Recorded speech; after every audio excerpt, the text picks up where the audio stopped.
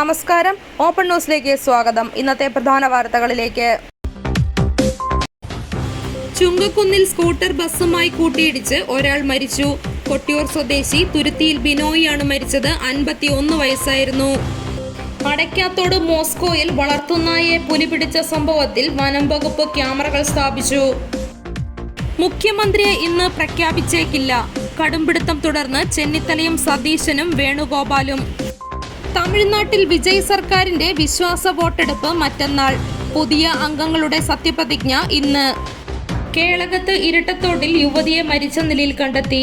മാടത്തിൻകാവ് കോളനിയിലെ കൂടത്തിൽ house KV അമ്പിളിയെയാണ് ഇന്ന് രാവിലെയോടെ വീടിനുള്ളിൽ മരിച്ച നിലയിൽ കണ്ടെത്തിയത്. 37 വയസ്സായിരുന്നു. അമ്മ മരിച്ചത് 3 ദിവസം മുമ്പ്. കോട്ടയത്ത് മൃതദേഹത്തിന് കാവലിരുന്ന് മാനസിക അസ്വാസ്ഥ്യമുള്ള മകൻ. വയനാട് ടൗൺഷിപ്പ് ഇന്ന് 30ഓളം വീടുകൾ കൂടി സാങ്കേതികമായി കൈമാറും. ഈ മാസത്തോടെ മുഴുവൻ വീടുകളും പൂർത്തിയാകുമെന്ന് ഊരാളുങ്കൽ. ശമ്പള വർധന നടപ്പാക്കാത്തതിലും ആനുകൂല്യങ്ങൾ നിഷേധിക്കുന്നതിലും പ്രതിഷേധിച്ച് ജില്ലയിലെ പാചകവാതക വിതരണ തൊഴിലാളികൾ 30 മുതൽ അനിശ്ചിതകാല പണിമുടക്ക് ആരംഭിക്കും.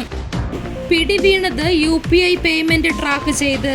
സുവേന്ദു അധികാരിയുടെ സഹായിയുടെ കൊലപാതകത്തിൽ 3 പേർ അറസ്റ്റിൽ. പൊതുഗതാഗത സംവിധാനത്തെ നശിപ്പിക്കും. KSRTCയിലെ സൗജന്യ യാത്രയ്ക്കെതിരെ സ്വകാര്യ ബസ് ഉടമകൾ. കേരളത്തിലേക്ക് KC തന്നെ. മുഖ്യമന്ത്രി പ്രഖ്യാപനം ക്ലൈമാക്സിലേക്ക്. നടപടികൾ വേഗത്തിലാക്കി ഹൈക്കമാൻഡ്. 13കാരിയുമായി ഇൻസ്റ്റാഗ്രാം വഴി പരിചയപ്പെട്ട് നഗ്നചിത്രങ്ങൾ വാങ്ങി ബ്ലാക്ക്മെയിൽ ചെയ്ത കേസിലെ പ്രതിയെ റാന്നി പോലീസ് അറസ്റ്റ് ചെയ്തു. ഫ്ലെക്സ് സ്ഥാപിച്ചത് കോൺഗ്രസ് പാർട്ടിയിൽ വിപ്ലവമുണ്ടാക്കാൻ. CPIM നേതാവിന്റെ കുറ്റസമ്മത മൊഴി പുറത്ത്. തിരുത്തപ്പെടാത്ത സുപ്രീം ലീഡർ എന്ന ഭാവത്തിൽ പിണറായി വിജയൻ മാറി. രൂക്ഷ വിമർശനവുമായി ലത്തീൻ സഭാ മുഖപത്രം.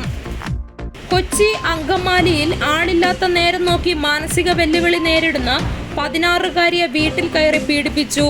ഇതര സംസ്ഥാന തൊഴിലാളി പിടിയിൽ. സംസ്ഥാനത്തെ ട്രഷറി ഇടപാടുകൾ സ്തംഭിച്ചു. രാവിലെ മുതൽ ഇടപാടുകൾ നടക്കുന്നില്ല. നെറ്റ്വർക്ക് തടസ്സമെന്നാണ് വിശദീകരണം. 2 ദിവസം മുൻപും സമാനമായ രീതിയിൽ സംസ്ഥാനത്തുടനീളമുള്ള ട്രഷറി ഇടപാടുകൾ സാങ്കേതിക തടസ്സം നേരിട്ടിരുന്നു. തെലുങ്ക് നടൻ ഭരത് കാന്ത് കാർ അപകടത്തിൽ അന്തരിച്ചു. 31 വയസ്സായിരുന്നു. കിടപ്പ് രോഗിയായ അയൽക്കാരനെ മർദ്ദിക്കുന്നത് തടഞ്ഞു. യുവാവിനെ ഇടിവള ഉപയോഗിച്ച് ആക്രമിച്ചു. പ്രതി പിടിയിൽ. 60കാരനായ പിതാവ് 2ാം വിവാഹത്തിന് ഒരുങ്ങുന്നതിനെ ചൊല്ലി അവിവാഹിതനായ മകനുമായി തർക്കം. മകനെ വെടിവെച്ച് കൊലപ്പെടുത്തിയ ശേഷം മുൻ സൈനികൻ വിഷം കഴിച്ചു മരിച്ചു.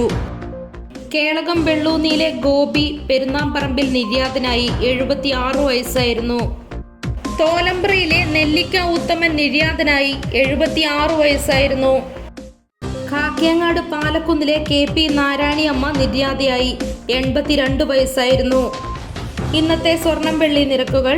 ഗ്രാമിന് 20 രൂപ കുറഞ്ഞ് 13,945 രൂപയും പവന് 160 രൂപ കുറഞ്ഞ് 1,11,560 രൂപയുമായി. വെള്ളിക്ക് 275 രൂപയുമായി.